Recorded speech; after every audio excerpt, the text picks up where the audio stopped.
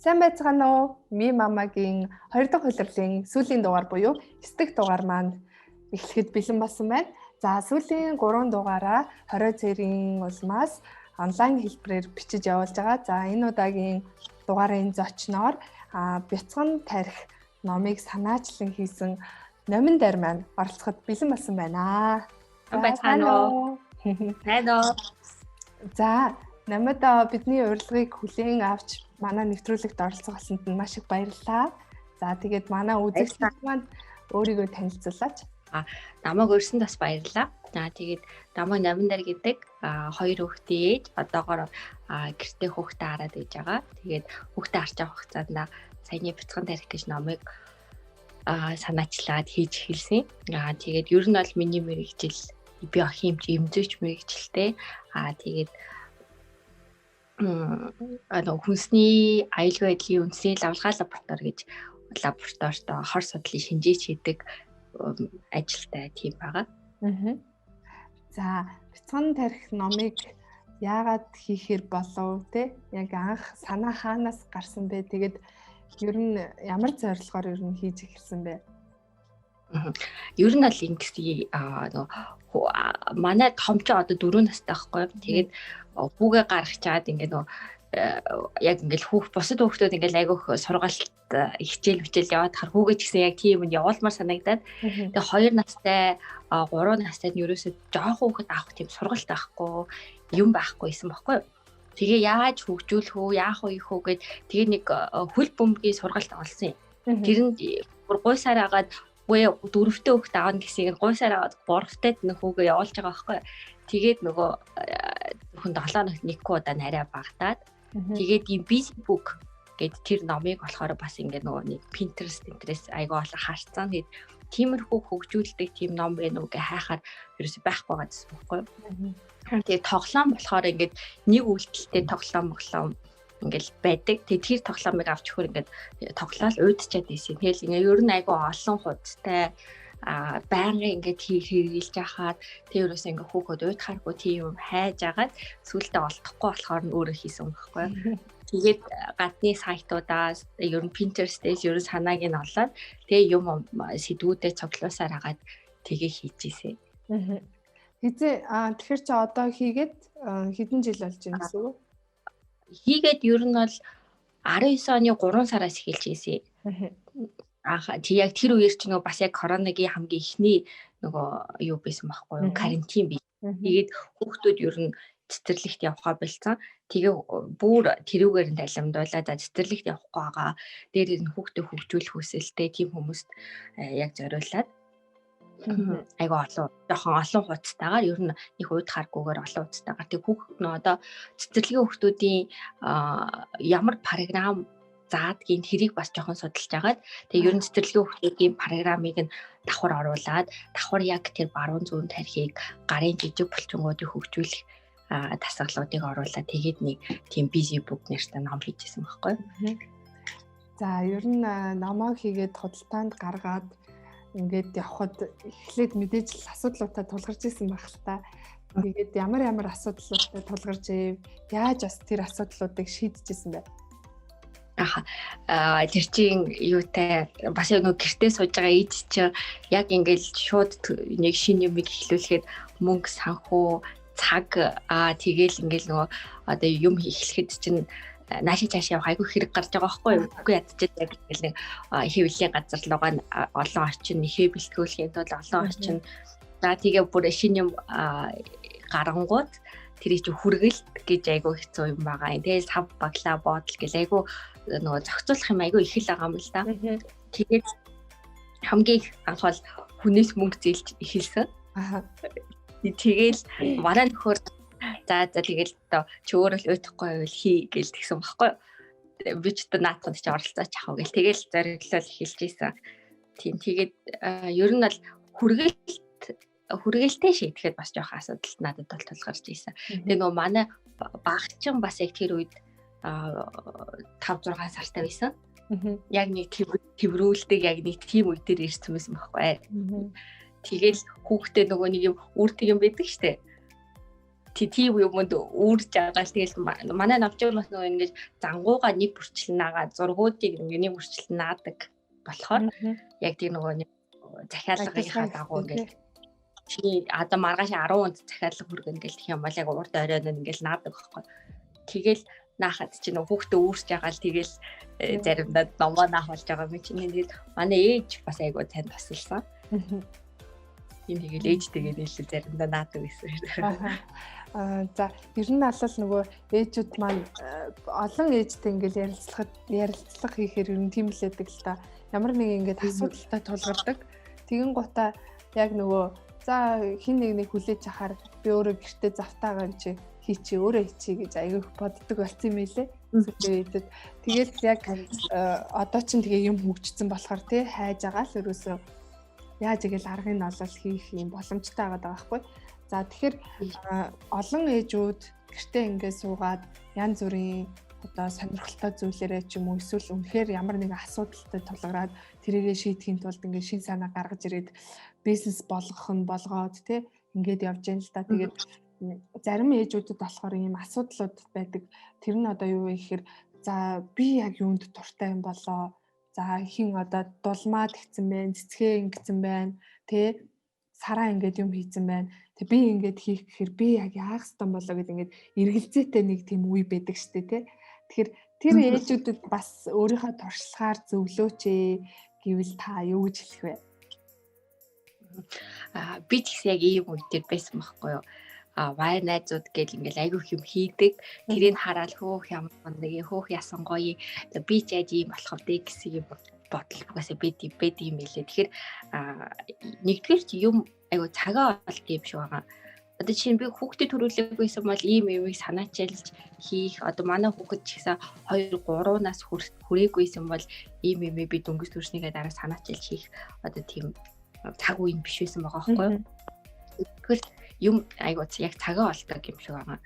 Тэгээд дээрээс нь өөрийнхөө хийж чадах юу зүгээр л юунд дуртайгаа эхлээд олж харах юм шиг. Бүр амархан юунд дуртайгаа олно гэж айгүй хэцүү юм шиг санагдаад байж магадгүй. Юм руу ороод тий. За энийг ч нэг хийгээд үзье, тэрийг ч нэг хийгээд үзье гэхээс илүү зүгээр л утасныхаа скриншот дээр юу илүү хадгалж тий. Тэр чинь өөрийнх нь бас нэг дуртай болж байгаа байхгүй юу. Тэрийг харж байгаа бас нэг анализ хийж болж байгаа. Би цэцэг их цуглуулад юм тий. Эсвэл би гэрийн тавилга их цуглуулад юм ч гэдэг юм уу. Тийм бол тэр талынхаа бизнес руу за тэгвэл энийг яаж бизнес болох вэ санаа гаргаад тэгчээд за тэгвэл энэ бизнес цэцгийн бизнес руу би оръё гэж бодоход ямар юм яг юун дээр зах зээл дээр дутагдaltaй байгаа тий. Тэгээд ингээд системчлээд ингээд нарийн явхад ер нь цаатал нэг цэг дээр бол заавал хүрхэл юм байлээ гэж би ер нь боддог байгаа шүү дээ. Хит хомоор ингээд за би нэг гэртээ сууж байгаа ээж ер нь л нэг юм хий босод ээжүүч гэсэн хийгээд ингээл томоор хаахаар ерөөсөө угаасаа юм олдохгүй амар их юм донд орно тий. Тэгээд жоохон системчлээд нарийсгаад замаа нарийсгаад явбал нэг цэг дээр бол хүрхэл. За намаа маань одоо 2 хүүхэдтэй шүү дээ тий. Ер нь бол ойрхон төрсэн байна гэж би хараад байна л да тий. 2 зүрх ба тий. Ер нь бол ингээд ойрхон төрөхөд бас сэтгэл зүйн асуудлууд бүр одоо хүн дээр тусах тохиолдлууд байдаг. За дээрэс нь ээжийн нөгөө ядрах тэр нэг одоо ядрах хэсэг нь одоо бүр илүүтэй байдаг гэдэг ч юм уу те. Ийм асуудлууд бас тулгардаг шүү дээ. Тэгээд намайд маань тийм асуудал тулгарч ивүү хэрвээ тулгарч исэн бол яаж даван туулсан бэ? Хэрвээ асуудал тулгараагүй бол яагаад өөрт чинь тулгараагүй гэж бас бодсон бэ? Ер нь бол ер нь ингэсэн тулгархын хувьд бол тулгарсан. Гэхдээ тэрийгэ давж гарсан би өөр амар завгүй байсан байхгүй. Ягаад тэгэхээр намайг төрөөд бага октоо гаргаад 14 хонжээс чи манай нөхөр шүрмсөө таслаад тэгээд манай нөхөр яг ингээ яс хэвтэрт 3 сар хэвтсэн байхгүй юу. Тэгээд би яг ингээ нөгөө нэг 2 хүүхэдтэй хүн шиг яг манай нөхөр хэвтэрт манай охин яг ингээ нөгөө нэг 14 хоногтой хэвтдэг. Тэр хоёрыг чи ингэж нөгөө нэг хоол цай инээ тэрэг сэрэтэл тэгэл ямар ч давгүй өнгөрцөө. Тэгэл юу манай нөхөр ч аваа босдог болол таяг тулаад ингээл явдаг болол ингээл тэгэж эхлээд тэгээ дээрээс нь би бас нөгөө нэг эмзгийн сургуультаа сурч ийсэн. Ерөөсөө зав гараа. Ер нь тэгээ нөгөө нэг ингэж юу яаж сэтгэл готрал тэр нөгөө ямар юмд оролцох надад ерөөсөө зав гараагүй. Тэгээ ер нь бол давгүй байх тусам тэр нь гайгүй байдаг юм шиг надад бас. Тийм би бас яг тэгж бодсон шүү. Яг л хүн завтаа хахаар л ер нь илүү дутуу юм бодоод эхэлдэг юм билээ шүү дээ. Тэ? Тэгэл завгүй ахаар чинь юун тийм юм бодох. Тийм учраас бас ээжүүдтэй би бас айгүй хэлэх туртай айл болох завгүй бай. Гэтэ завгүй байж гин гээд гэр орны ажил хийгээл тэ учиргүй бүр биеэ ядрах ажил биш. Өөрөөр хэлбэл дуртай зүйлээ олоод тэрэндээ заавал цаг гаргаад завтаа үеэ завгүй болгож өнгөрүүлэх тийм арга хэрэгтэй. Цагаар завгүй байх хэрэгтэй тий. За манай нэвтрүүлгийн бас хэд хэдэн угаасаа нэг асуудаг тодорхой хэдэн асуултууд байдаг л та. Тэрлэггүй асуулт гэж бодож байна. Ер нь бол хүүхдээ өсгөх ээж аавын гэр бүлийн арга барилууд өөр байна. Дээрээс нь улс орны хувьд ч тэр өөр арга барилууд байгаад байна. За гэтэл бол яг Монголд ингээд нэг монгол хүүхэд хүмүүжүүлэх арга гэж байхгүй байна тий. За тэгтэл Франц хүмүүжлийн арга, Хятад хүмүүжлийн арга, Солонгос, Америк гэд байгаад одоо бүр тэр хүмүүжлийн тухай нөгөө номнууд нь орж ирж орчуулагдаад тэгээ нөгөө монгол ээжүүд маань тэднийг л уншиж ингээл авах гэхээ ухаанаар хандаад байна л та. Тэгэхээр би нөгөө нэг энэ зочид болгоноос асуудаг юм нь юу вэ гэхээр таны яг хүүхдээ хүмүүжүүлж байгаа арга барил юу вэ? Тэрнээсээ бас бусад ээжүүдтэй хуваалцвал. Ер нь бол би амьдрал заавартайгаа ирдгүү гэдэг шиг хүүхэд яг өсгөх ингээл заавар одоо ингээд ийм гэсэн байхгүй байгаа шүү дээ. Тэгэхээр ерөнхийдөө одоо хүүхдээ хараад одоо жишээ нь 4 настай хүүхдийг бол яг одоо ингээд нэг харилцах болцсон байгаа байхгүй. Тэрнээс нэг ойтой ч юм уу ой хүрээгүй байх үед нь бол ингээл хүүхдийг тийх систем маань ингэх систем гэдэг найзууд хоорондоо суугаа ярьдаг штеп. Тийм үед бол ярилцах тийм нэг үед ерөөсөө юм туршлага байгаагүй байгаа байхгүй. Одоо яг ингээд 4 нас хүрээд харахад ер нь харахад ч гэсэн одоо нөгөө өөр ном сонин уншихад ч гэсэн хүүхдтэй харилцах ер нь ингэж ярилцгал хэрэгтэй юм байна.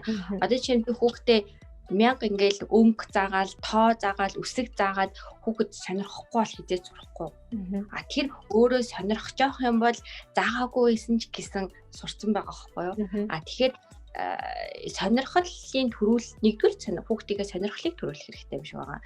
Миний хүү тоо сонирхож байна уу гэхэд хүүхэд өшөө хизээ сонирхгүй байвал тэрийг заавал хүчлэх албагүй те. Тэр дээргөө том болоод 1 2 3 гэж тоолтгол болно. Тийм болохоор тэрийг сонирхгүй байхад хүчлэх шаардлагагүй. Тэрний оронд тэр хүүхэд лего сонирхож байвал легогоор нь ч юм уу те. Тоо сонирхол лего сонирхдаггүй тоо сонирхдаг бол тоогоор нь ч юм уу. Зүгээр сонирхлын дагуу нэгдүгээр явах хэрэгтэй байна. Хоёрдугаар хүүхдээ зүгээр л ярилцах хэрэгтэй юм шиг лээ. Би бас уншсан юмнуудаас гэх юм бол хүүхдийг эрхлүүлэхээс илүү ярилцахгүй байх нь бүр аюултай гэж байгаа байхгүй. Одоо бид нар Монгол ардын үгч бас байдаг те нөгөө нэг эрхлүүлсэн хүүхэд бухын үзүүнээс хатуу матуу бэл. Тэгэхээр эрхлүүлснээс илүү бүр ярилцахгүй үл тоосон байдал чинь бүр аюултай гэж байгаа байхгүй. Тийм тэгэхээр би бол хүүхдийг зүгээр нэгдүгээр сонирхлынхаа дагуу хөгжүүлчих хэрэгтэй юм билээ. Хоёрдугаар зүгээр хүүхдтэй сайхан ярилцаа явахад тэргөө өнгө будаг одоо юу гэдэг дүрс тэр тоо үсэг бүх юмыг бол тэргөө аяндаа сурна. 8 нас 6 настай бүр хүүхдтэй нүдээд хахад 8 настай хүүхэд угаасаа л уншдаг болно шүү дээ тий. Би бол тэгж боддог байгаа байхгүй юу. Тэгэхээр заавал хүчлээд бүр сонохгүй байгаа юм хүчлээд авах юусаа шаардлага байхгүй юм шүү. Би бас нэг нийтлэлээс бас уншижсэн нөгөө одоо нөгөө хүүхдүүдийг хитрхий жоохон байхад нь одоо шууд тоо бодолд сурах гал шууд уншдаг болоод сурах гал эцэгчүүд айгүй шахдаг болсон. Энэ бас нэг талаараа сөрөг одоо үр дүнд дагууртаас хүрэгдэг. Насандаа л хүн сурах зүйлээ тэртээ сураад явчих учраас жоохон тайван бай тий таг юмыг сурах гэж бас нэг нийтлэлийг харж байсан. Тэгээд яг хүн хүний бодол өөр тий үнэхээр хурдан сурахмаараа бол шахаад сурах бах.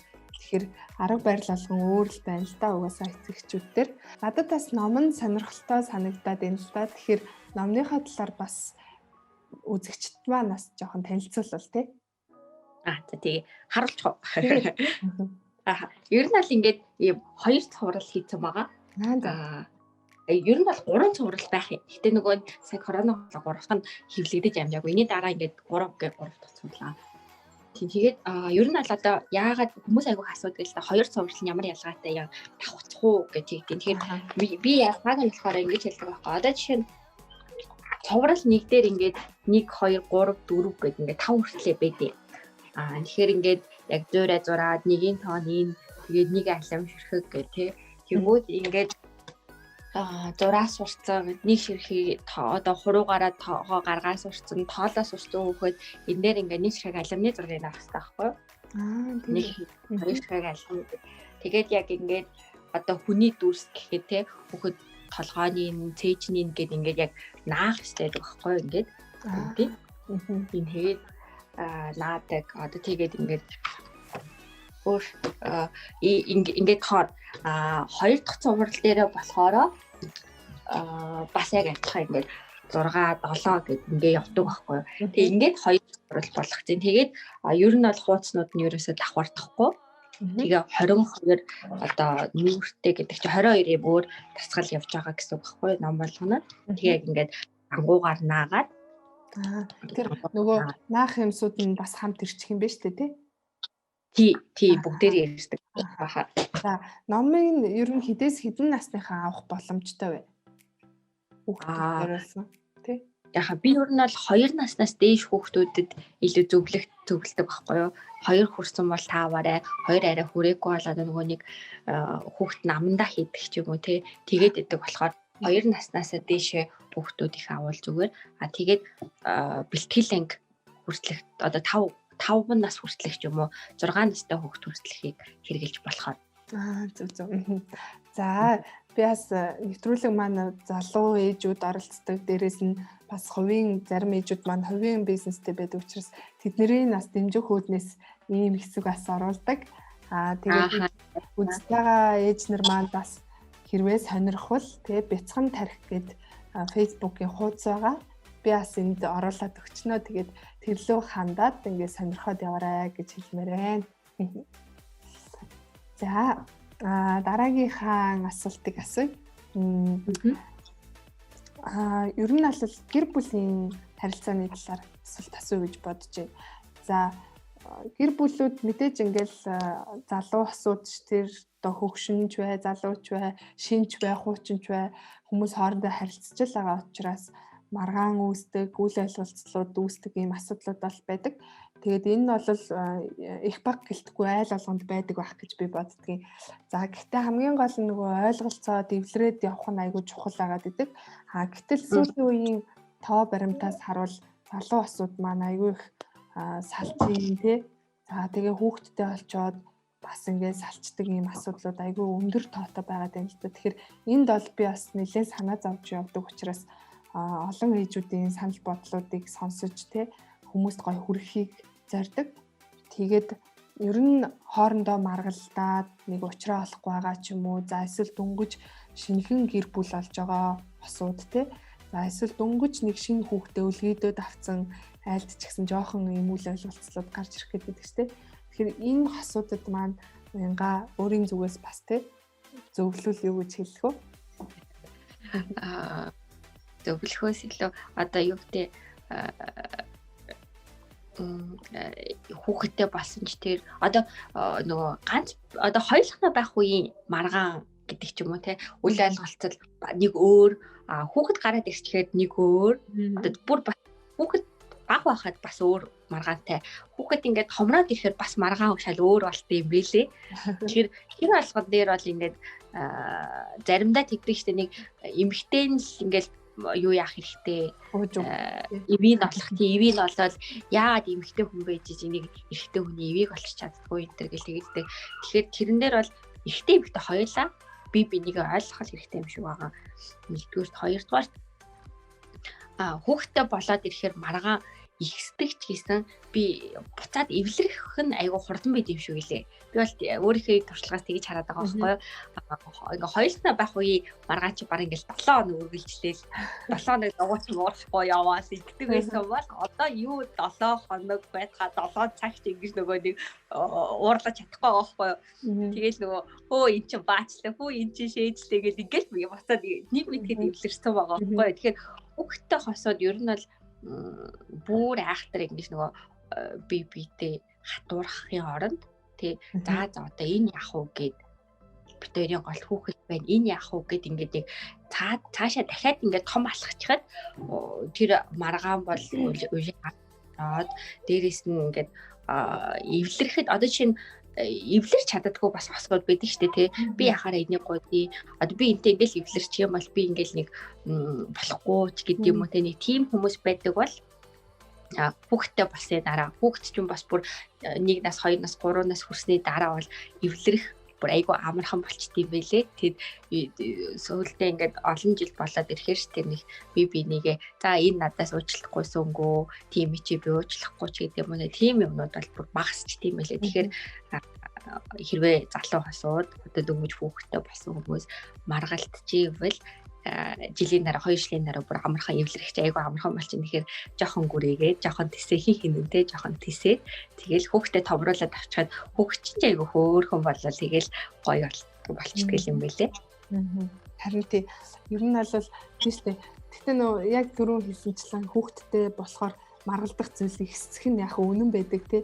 Ялцчихгүй хүүхдний бүдрээд унчаар чи чи харж байхгүй яасан бэ? Би сая ийшээ харж байсан. Ийм хүү байдлаар ингээд жижиг гэлтгүй юм дээр маргалдах тохиолдол байдаг. Гэхдээ тэр нь эргээл нөгөө хүн одоо мэдээж хүүхдээ бүдргээд дунгаач гэсэн ийм байдлаар байхгүй шүү дээ. Тэгэхээр тэр чинь энэ нэг санаандгүй болсон зүйл шүү гэдэг ч юм уу. Эсвэл магадгүй за энэний буруу ч гэсэн дараагийн удаа дахиж ингэхгүй дээ гэдэг ч юм уу. Тийм байдлаар л айгуу гоё уужуу тайван хандах хэрэгтэй юм байлээ шүү гэж бас би бас хэлмээр байна. Тий, өвдөгсөн байхад бас айгуух тийм маргаан ээж аавуудын гард тийм л нөгөө аав нь ээж нь айгуух буруутгадаг тий. Чи одоо хүүхдээ харчихгүй яагаад ханаа түрхцээ яагаад ингэсэн гээл тий. Тэр миний хувьд ч гэсэн тийм тохиолдол байсан байхгүй анх ингээл ханаа түрхчих. Яагаад хүүхэд гэртээ ээж ханаа түрээд байгаа ингээл би тэр нөхөртөө хэлжсэн байхгүй тий. Би ингээд би ээж нөө ээж би хизээж хүүхдээ өвдөөсэй гэж хүсэхгүй адилхан одоо чи шаналж байгаа бол би ч гэсэн адилхан шаналж байгаа болохоор намайг битээ ингээрэй гэд тэгээ тэрнээс хойш манай нөхөрөөс тэгж хэлхээ болцсон. Тэгэхээр бас нөхрүүд чинь хэрвээ ойлгохгүйгээд буруутгах чивэл айгүй айтаахан зөөлхөн маргалтахгүйгээр би ингэж байгаа шүү гэдгийг айгүй сайн хэлээд өгчвөл бас тэр чинь хүн л юм чи ойлгоно шүү дээ тий. Бид нар чинь нөгөө хэлэхдээ жоох ууртай хэлчихэнгүүт шууд ингэж маргаас тэгээ бас нөгөө ганцаараа гомдоод яваад идэг ш тий. Би ингээл ахад намайг өстө ойлгохгүй манай нөхөр гэл тэгэхээр зүгээр л сайхан нээ нугу ярилцах хэрэгтэй тий. Яг үнэ ярилцах гэдэг нь өөрөө айгүй чухал тийм зүйл болоод дээ шүү сүүлийн үед. Яг үнэ. Энэ нөгөө нэг ханиадны талаар яг сая ярьсан чинь би нөгөө нэг ухаалаг ходоод гэдэг нэг ном уншиж байгаа юм. Их л удаан уншиж байна.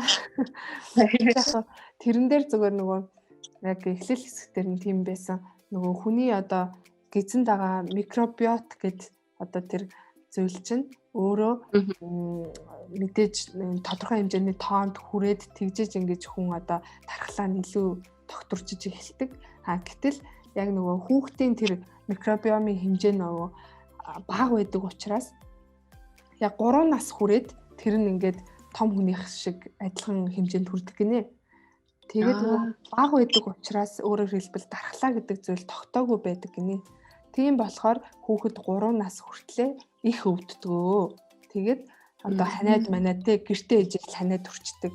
Нэг жоохон хөл өвцгий авчихаараа хоолой нь өвдчихдөг ч юм уу. Ийм тохиолдлууд байдаг. Тэрийг нөгөө манайхаа ойлгохгүй наа чи яхаар ингээ өвдчихтiin ингээд иддэг тэгчихсэн. Тэгээ тэрийг уншичаад гүй нэрээ энийг бас хин нэг нь хилээд өгчихгүй те. Тэгсэн бол угаасаа 3 хүртэл хүүхэд чи ингэдэм байлээ гэд ингээд ууж хандах гэдэг байгаа байхгүй юу? Тэрийг өөр тэртээ хүүгээ 2 хүрсний дараа л ойлголоо гэж. Харин би бас нөгөө юм уншиж байхад манай хүн арай нэг ой хөрөөгүйсэн манай том хүү. Тэгэхэд одоо хүүхэд 1 нас хүртлээр 7 өвддөг үлээ. Тийм унссан. Тэгэл нөгөө нэг тэр тэгээд унссан болохоор бас нөгөө өвдөхөөр бас арай гайгүй заяа. За 5 дахь нь гэл би бүр тэгдэг байсан шүү дээ. За 6 дахь нь гэл бүр ихсээр байгаа нөгөө арай 7 өрөхгүй 1 нас хүрэл бүр айгүй баярлж авчлаа. 7 өрөөгүй 1 нас хүрчлээ гэл би бүр. Тэгэхээр иймэрхүү юмсууд байдаг юм бэлээ. Тэгээд эцэгчүүдээс янз бүрийн мэдээлэл энэ төр сонсоод уншаад те явчвал зарим үед уужуу хандах тохиолдлууд бас байгаад байна. За дараагийн асуулт руу гарнаа. За хүмүүс нөгөө би ингээд олон бас ээжүүдтэй ингээд ярилцж байхад ингээд дуртай зүйлээ олох гэдэг нэг юм байгаад байгаа шүү дээ. Одоо түрүүн хоёлын ярилцлага ингээд зарим хүмүүс бол яг олж чадахгүй хэргэлзээд байдаг. Олцоод хүмүүс ингээд хийгээд явдаг. За тэгэн гут нэг юм асуудал гарч байгаа юм бас. Нэг юм тууштай байх тий юмны эцсийн үлдэх гэдэг зан чанар одоо манай ялангуяа монголчуудад айгүй бага байгаад байна уу гэж би айгүй хараад байдаг байхгүй юу. Яг ингээд жоохон явж байгаа л нэг юм онцгой болон гутал нь за боли ерөөсө бүтэхгүй юм байна гээл эсвэл нэг компанид ч гэсэн ажилд ороод нэг удаа дараагаараа загнуулчаараа за болиа би хийж чадахгүй ажил хийнэ гэдэг ч юм уу тий. Тэгэхээр би бас эргээд хүмүүс ер нь дийлэнх манай монголчууд за тэр дунд бас би ч гэсэн магадгүй тууштай байж чадахгүй байгаа шүү дээ. Тэгэхээр хүүхдтэй энийг бас ингэж гоё ойлгуулах хэрэгтэй юм байна. Өөрөөр үлгэрлэх хэрэгтэй юм байна гэж айгүйх бодоод байдаг. Тэгин гот намаас яг юу асуух гэдэг нь гэхээр хүн ер нь те өөр одоо ямар нэгэн мэрэгчлэлтэй байгаа шүү дээ те. Тэгин готод зарим хүмүүс мэрэгчлэр ингэж ажилладаг. Зарим нь болохоор өөр мэрэгчлэлтэй ирнэ өөр юм болоод ингэ яваад байна шүү дээ. Тэгэхээр энэ хоёрын тал дээр яг алийн илүү үздэг вэ? Өөрөөр хэлбэл аль нь хүмүүс одоо зөв гэж үзэх гээд байгаа, аль нь буруу гэж үзэх гээд байгаа. Ер нь хүн өөрийнхөө төлөө өөрийгөө олоод тэр зүйлийн хатлаа явах хэрэгтэй юм уу, үгүй юм уу те? Эсвэл за би нэгтлэн юм чинь нэгтлэн гараал байх ёстой гээл ингээл хийгээд авах ёстой юм уу? Энэ талаар юу гэж боддог вэ? Ер нь л одоо ер нь дийлэнх бакалавр зэрэг төгсөж байгаа тий дөнгөж 10 жилээсээ их сургуульд ороод төгсөж байгаа хүүхдүүд ихэвчлэн дийлэнх нь нөө ээж аав нь ингээд нэг шийдээд өгчдөг ажил одоо миний хүү ийм сургуульд ор гэдэг ч юм уу тий тийм хүмүүс айгүй их байгаа байхгүй. Тэгэхээр тэдний чинь одоо тэгж төгссөн хүмүүсийн ихэнх нь нэг бол одоо мэрэгчлээ хаяна, нэг бол за бүр дүүрсэн гэж ястыг нэгтлэн чигээрэл дуусах гэсэн хүмүүс байгаа байхгүй. Тэгэхээр ямар хүн амжилт гаргадаг, ямар хүн жоохон ингээд тууштай байдаг вэ гэхээр тэр өөрөө тэрийг хийж байгаа юмдаа туртай хүн л тууштай байгаад байгаа байхгүй. Ер нь хараад хахад тий. Тэгэхээр нэгдүгээрт яг ямар ч мэрэгчлэр төгссөн бай, явгаарч сурсан бай, дуртай юмаа бариад авчвал мэрэгчлэрээ биш. Одоо манай нэг найз байгаа тий нөгөө үрмэн гэдэг брендийг үүсгэсэн газар зохион байгуулалтын мэрэгчлээ мөртлөө голомт банкнд айгүй олон жил ажилласан бүр айгүй мундаг байгаа хгүй. Одоо өрмөнийг хийгээ явж байна. Тэгэхээр би бол ерөөсөө тэрнээс жишээлээд харахад би хэлэхдээ дуртай юмаа чаддаг юмаа олсон хүн мэрэгжил харгалцахгүйгээр ажиллаж болж байгаа. Гимшиг харагдсан тий. Тэгээд би бол одоо чинь өөртөө ярихад биохимч мэрэгчлээ байхгүй. Тэгээд одоо 2010 оноос хойш нэг ажиллаа хийсэн.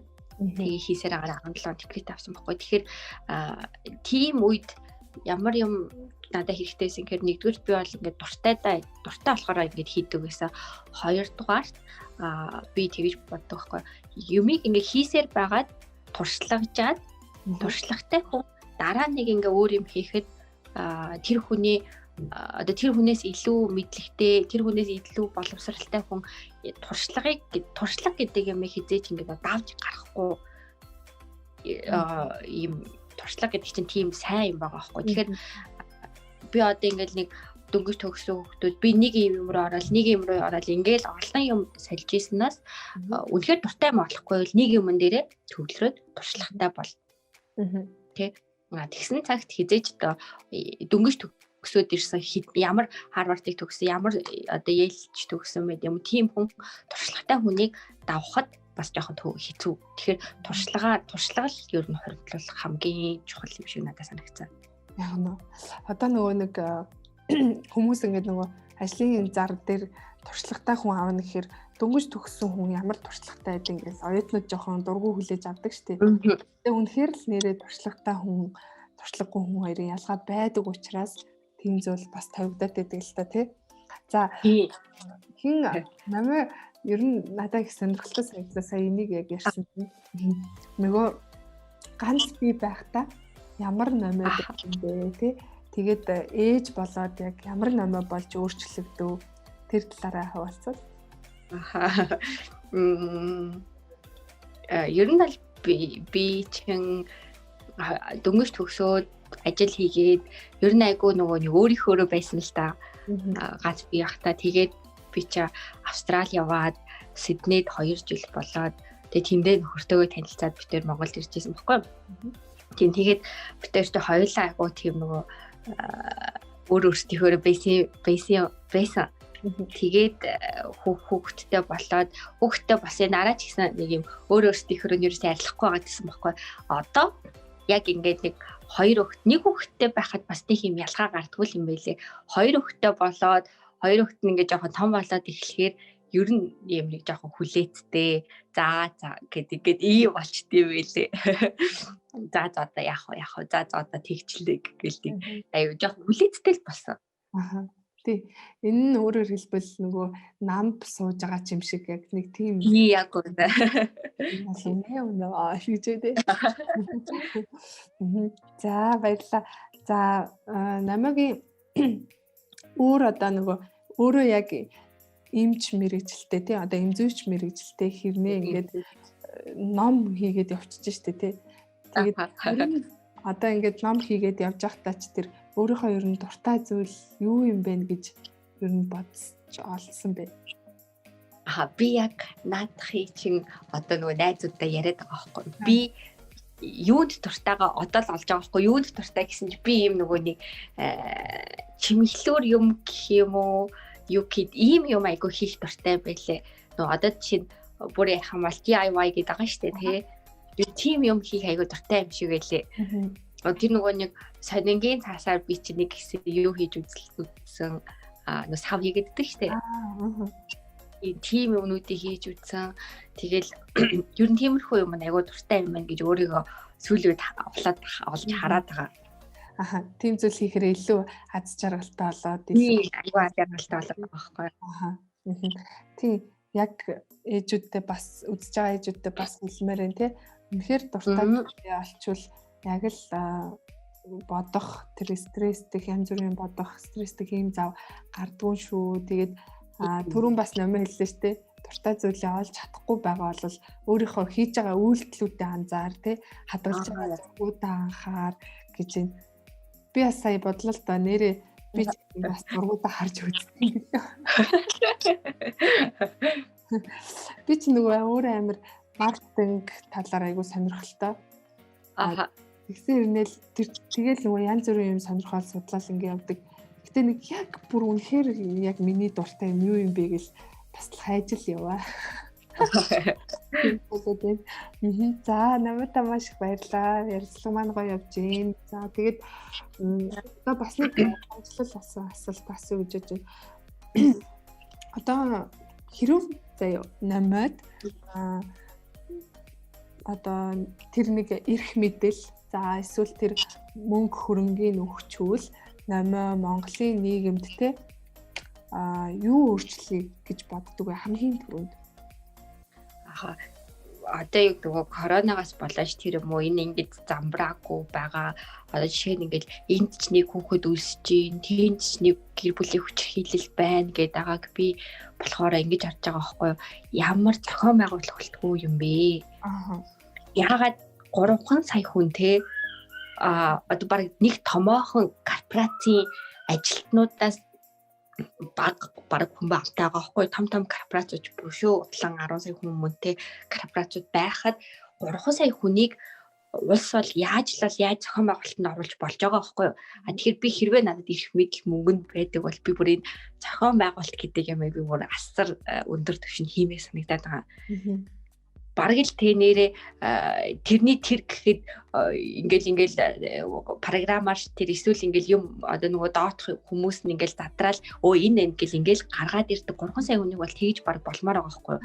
Гудамжинд явж байхад нь хүртэл ингээл нөгөө камер нүүр амын танаа гэхдээ яг нөгөө хувь хүний их чөлөө яригдхал ахaltaа гэхдээ л тэгж болмоор санагдаад байгаа байхгүй юу. Тэр нөгөө доотх одоо нийгмийн ажилтны энтрүүдтэй бараг л нөгөө тэдний хөрөгчөнд талах нь байхгүй гэдгийг үнэхээр бүр сайн зохион байгуулалт бол мэдэж болмоор байгаа санагдаад л байгаа. Харин тий манад чинь тэгээд бүртгэлгүй айгүй олон хүмүүс яваад байдаг асуудал байгаад байгаа ш тий. Тийм шиг байгаа. Тэгэхээр тэрийг ингээд гоё зохицуулцдаг л бол тий. За баярлалаа. Намайг сүүлийн 2 асуулт руу гарах чинь. За. Ямар хэвэн босч ба. Авриг дээр таймер яагаад. Харин тийм бай.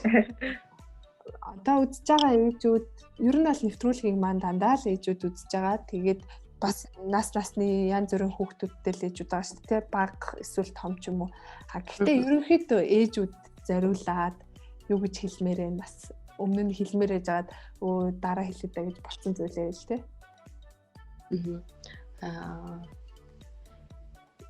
Ерөнхийдөө одоо чинь би бол ингэж бодож байна. Эмэгтэй хүн хатан ухаан, эмэгтэй хүний тийм ухаан гэл ингээл нэг өөр дээрээ айгүй их юмыг ингэж нөгөө нэг стресс болгож авахын оронд чадахгүй байвал тэрийг чадахгүйгээр нь хүлээн зөвшөөрөх хэрэгтэй байгаа байхгүй юу? Би угаасаа энийг чи мэддэггүй маа. Би угаасаа чаддаггүй маа гэдгийг хүлээн зөвшөөрөөд харин тэрний оронд би энийг мэднэ.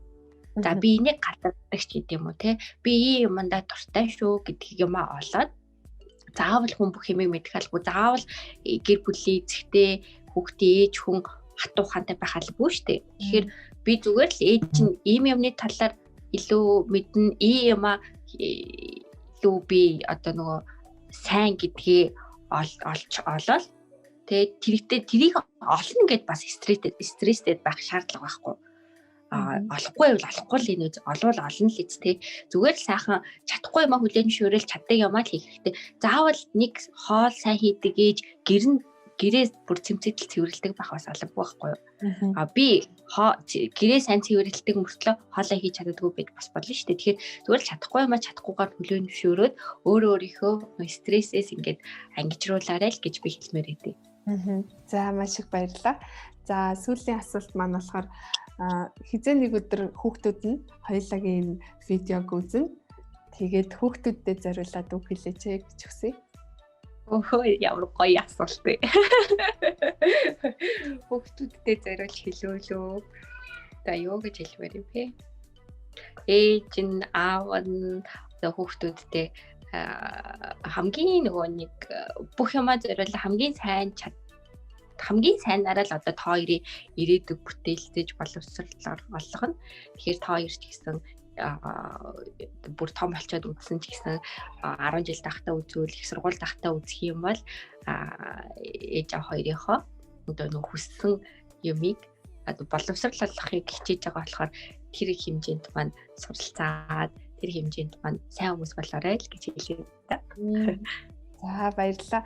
За манай нэвтрүүлэгт цаг зав гарган оролцсон намайд маш их баярлалаа. Тэгээд манай нэвтрүүлэг маань гарын бэлэгтэй. За 20 зэв тавигдахаар өөрийн биеэр очиж танилцаад бас тэврээд тэгээд бэлгээ гардуулнаа. За манай нэвтрүүлгийн бэлэг болохоор Удуул гарднаас болохоор тармил гацуур бэлгэлж байгаа. За мөн манай Queen мамагийн цамцаа бас бэлгэлэх юм байгаа шүү. Ямар гоё юм баярлаа. Тэгээ бас намайг өрсөнд баярлаа. Анх урихт нь бас ингээд нэг амар сэтгэл жоохоо ингээд төгсчихсэн. Яана би одоо юу ярина. Яана одоо би орох хэмжээний хүн мөнөг шүү гэж айгүйх бодсон. Ярилцахад айгүй сайхан байл айгүй хурдан өнгөрчлөө. Харин тэглээ. Манай нэвтрүүлэг бол үзэгчд маань ч гэсэн мэдж байгаа. Ер нь бол болдог бол бүх л ээжүүдийг бараг оруулмаар байгаа. Бүх ээжүүд л дор бүрнээ өөр ингэсэн одоо мундаг ур чадвартай тий мундаг арга барилтай. За тэгээд хүүхдүүдэд мундаг өсгөж яваа учраас би аль алах олон ээжүүдийг оруулахыг зордгоо. Тэгээд нэвтрүүлэгтээ хамт байсан ээж нартаа баярлалаа. Зочиндоо бас маш их баярлалаа. Тэгээд 2 дугаар улирлын дугаар маань ингээд өндөрлж байна. Тэгээд нэг хэсэг хугацаанд завсарлаад шинэ улирлаар маш шинэлэг байдлаар эргэн уулзъя гэж хэлмээр байна. За тэгээд баяртай үзэгчдээ. Баяртай.